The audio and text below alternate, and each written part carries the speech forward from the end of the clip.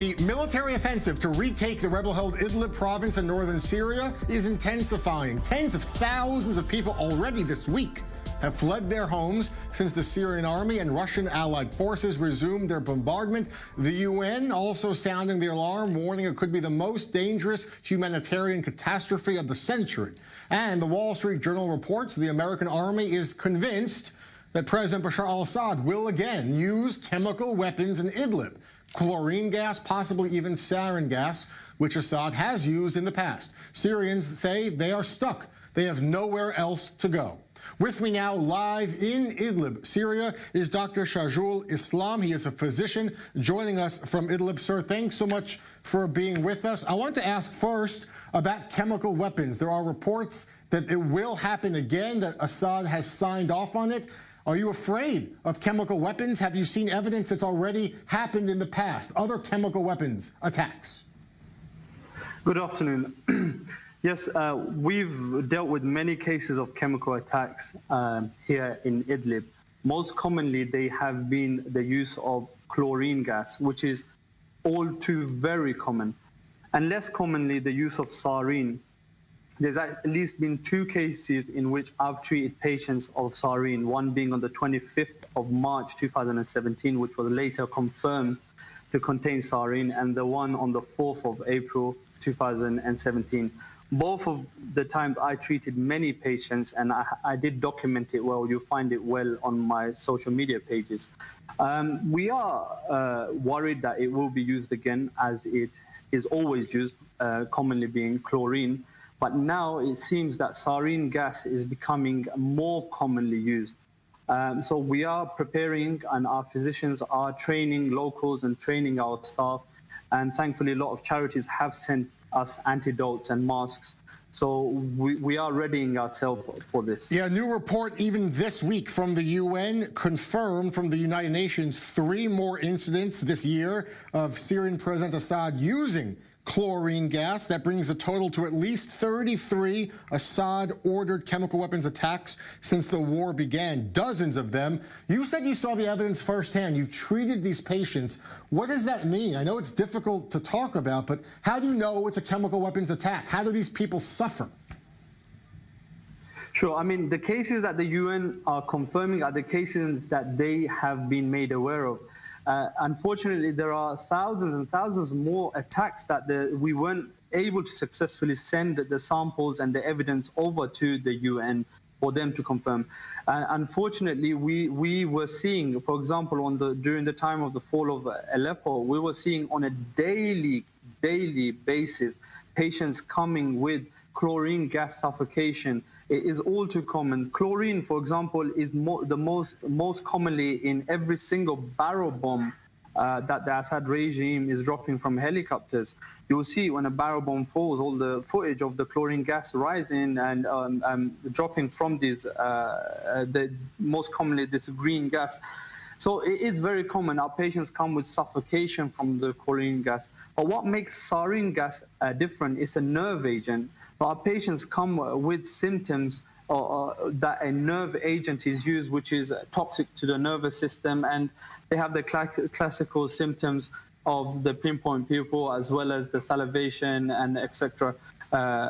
So the different gases are producing different symptoms. But what does confuse us doctors a lot when they're using mixed chemicals, and we've seen a lot of cases of that where we've been totally confused, where patients are showing symptoms of everything really. Doctor, I want to ask you, for you personally, just as someone who is there now, are you afraid for yourself? I mean, it seems clear, according to U.S. officials, that there will be another chemical weapons attack, a big one, in Idlib to try and end the rebellion once and for all. Millions of civilians live in this province. Are you afraid? Why don't you get out?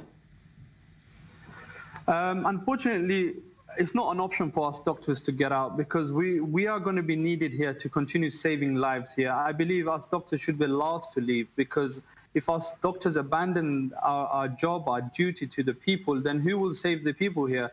So that's not really an option for us.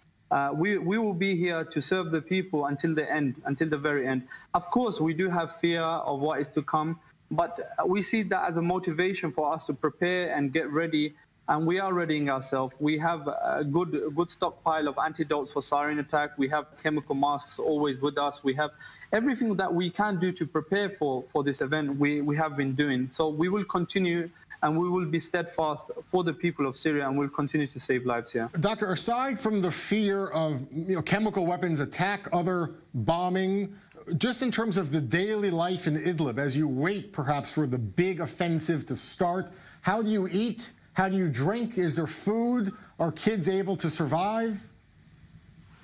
Thankfully, Idlib, the soil is rich, so a lot of natural products are grown here. There is no shortage of food.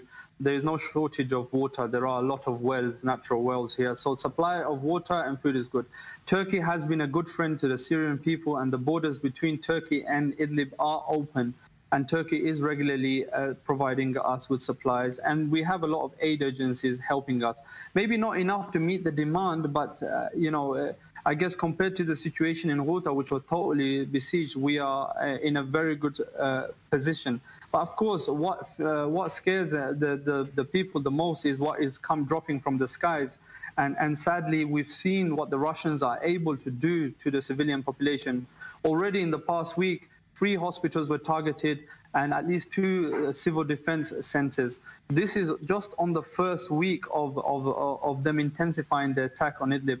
We are worried that, as always, the strategy by the Russians is to bomb the medical facilities, our hospitals, and the rescue center facilities, the White Helmet facilities. So sadly, we see ourselves being the first target in this attack on Idlib.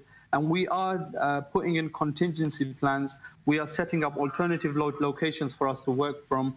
And that's the best that we can do to prepare ourselves for what is looking like going to be the most horrific massacres to take place in this long conflict. Doctor, this bombardment is intensifying. It's already started, as you mentioned, and it is getting worse.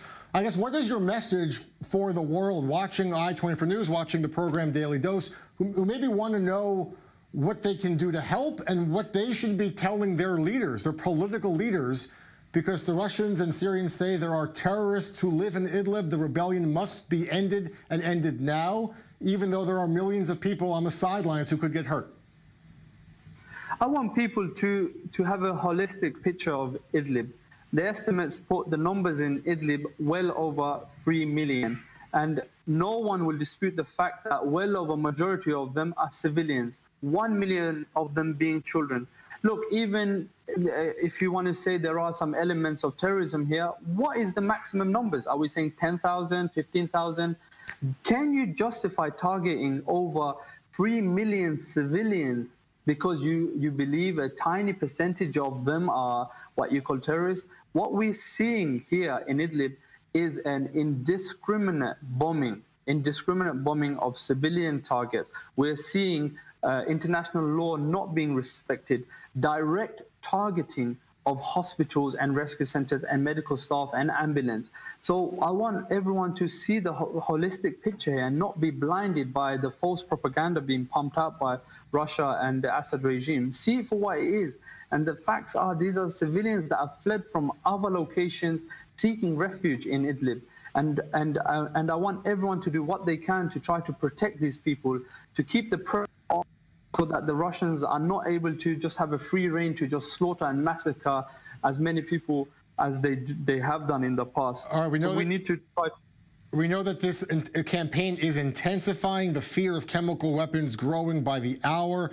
Dr. Shajul Islam, a physician who works in Idlib, has been working in Syria for years, treating patients. Thank you so much for your time. I know that you're very active on social media. We'll follow you and your progress online as well.